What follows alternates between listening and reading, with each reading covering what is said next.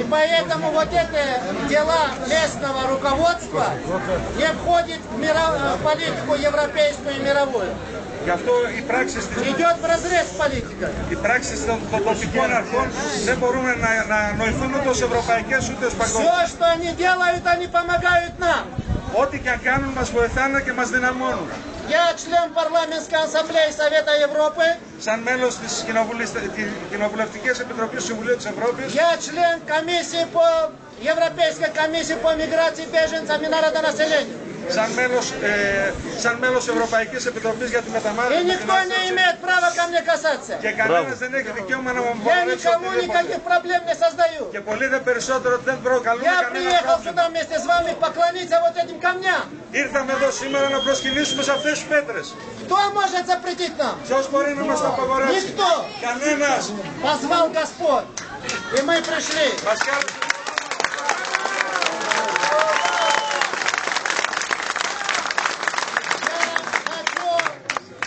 Вы знали, и вы знаете, наши деды, прадеды родились в страхе, и этот страх перешел нам.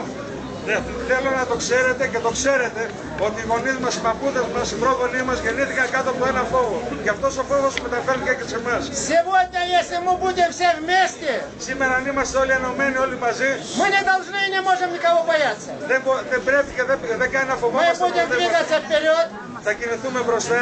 И я верю, что наступит день, και πιστεύω ότι θα έρθει η μέρα когда один раз в году όταν μια φορά τουλάχιστον το χρόνο оживет по православным канонам вот этот храм θα монастырь. ζωντανεύει σύμφωνα με τους ορθόδοξους κανόνες και αυτό το μοναστήρι. Мы больше ничего не хотим. Τίποτα άλλο δεν θέλουμε. Мы хотим, чтобы один раз в году в Айя София была литургия и ожил этот храм. Θέλουμε μια φορά το χρόνο η Αγία Σοφία, την Αγία Σοφία να γίνει.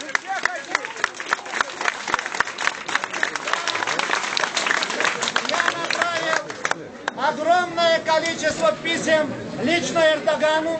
Έχω στείλει μια σειρά από επιστολές προσωπικά στον Ερντογάν. И я не получил запрета. Και δεν έχω πάρει καμία απαγόρευση. Я не знаю, что они хотят. Δεν καταλαβαίνω τι θέλουν σήμερα αυτοί. Мы же пришли сюда мирно. Ήρθαμε ειρηνικά. Мы хотим помолиться. Θέλουμε να προσευχηθούμε. В центре города Москвы строится огромная мечеть. Στο кέντρο της Μόσχας χτίζεται ένα τεράστιο τζαμί. С общей стоимостью $100 миллионов. Κοστίζει $100 εκατομμύρια. Разве мы запрещаем православных христиан, чтобы строилась там мечеть? Εμείς απαγορεύουμε τους μουσουλμάνους να Почему мусульманская Турция запрещает нам молиться? Γιατί εμάς η Τουρκία μας απαγορεύει να προσευχηθούμε εδώ? Это неправильно. Δεν είναι σωστό. А все, что неправильно...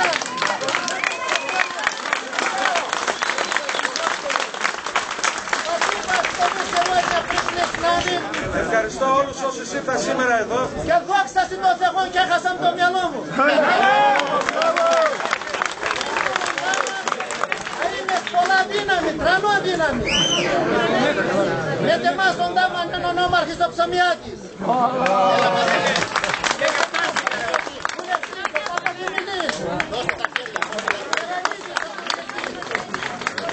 Με εμάς είναι εμείς οι παλικάρτοι πόντοι.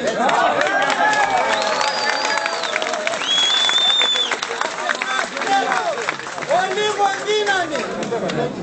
Κρατήστε με ο λίγο και όλα ήταν πως πρέπει.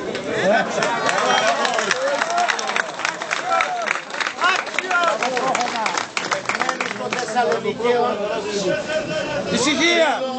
Να ευχαριστήσω τον μεγάλο Έλληνα, τον πατριώτη μας, τον πατριώτη σας, τον Πόντιο, την Ποντιάρα, τον Ιβάν Σαββίδη.